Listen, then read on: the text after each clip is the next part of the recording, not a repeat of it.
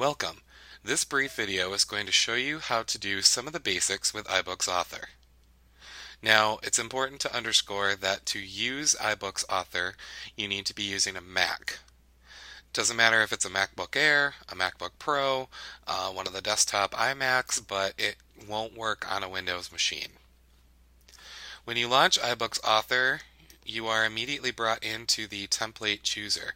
And these are pre-built templates that allow you to start dragging and dropping information in relatively quickly.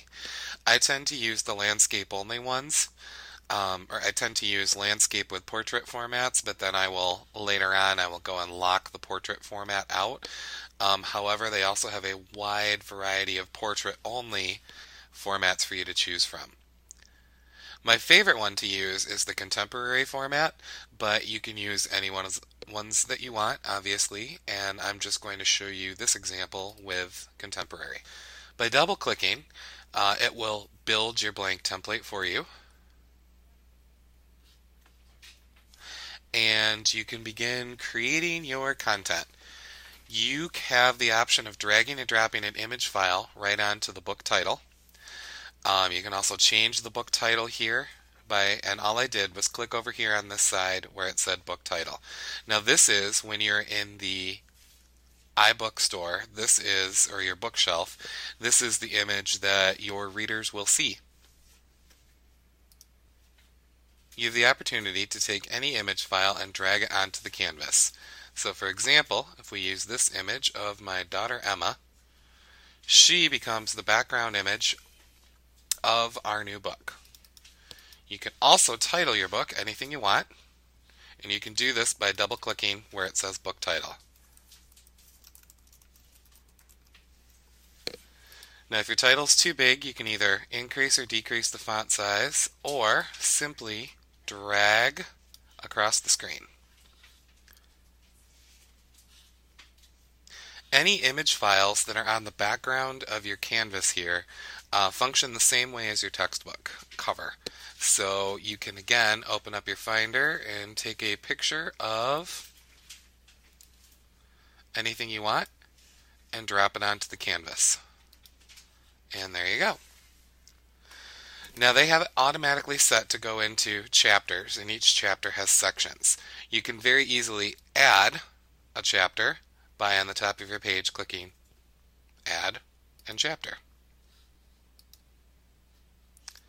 You can very easily create another section by clicking Add and Section.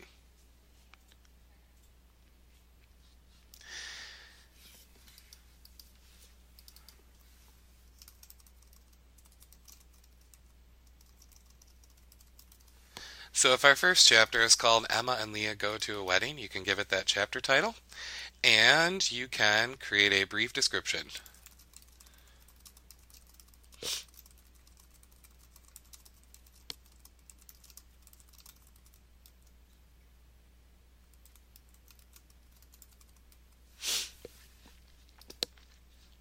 Now moving into the section.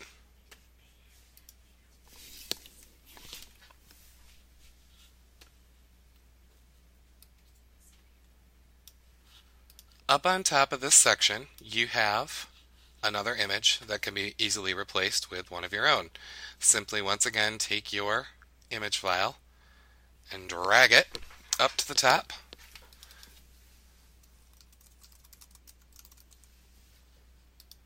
And then off to the side, you have the ability to do some things such as create a list of the big events that happen within the section. Now the beauty of iBooks Author comes in the fact that you can do one of two things from here.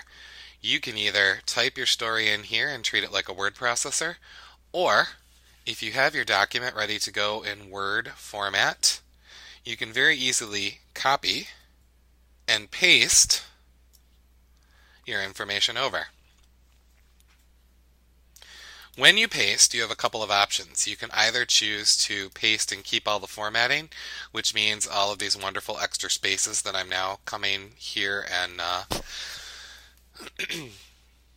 taking out will not appear there, or you can have it insert directly in and keep the same style of font and font size and all of that that you use throughout the whole book.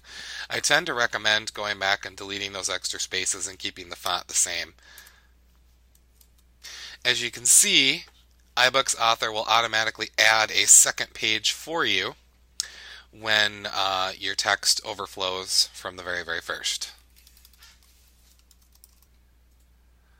Let's say you've got some pictures that you want to add to this.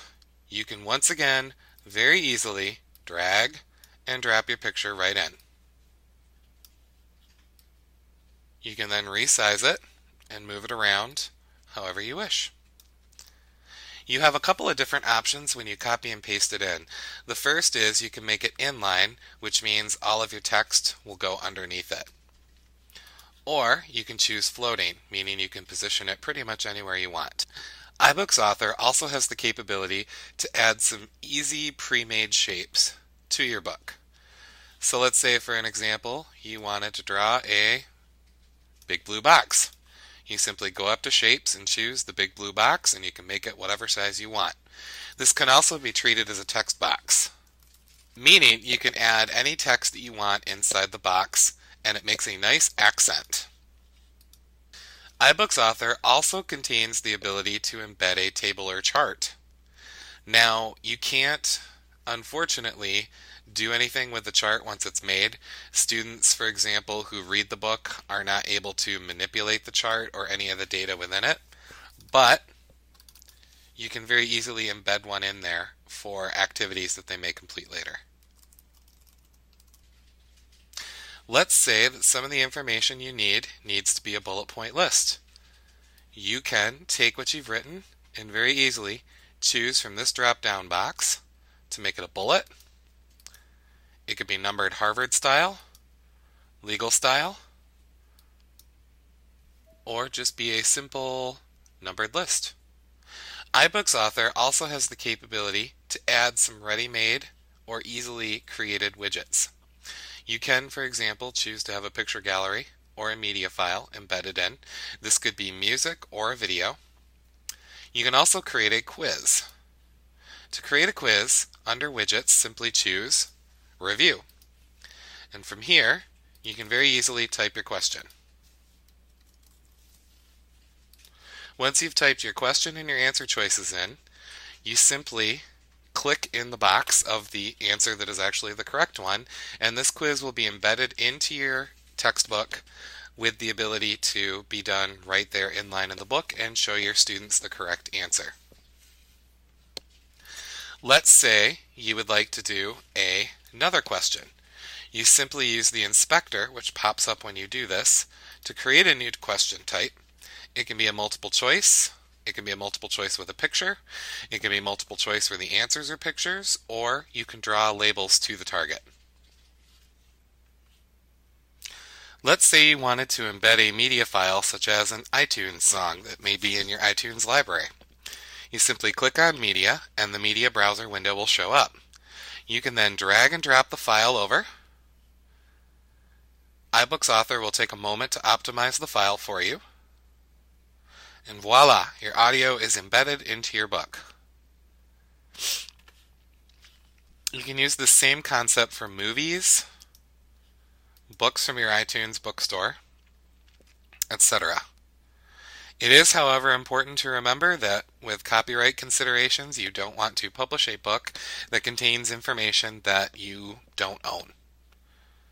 If you're a GarageBand user, you can also import things that you created in GarageBand.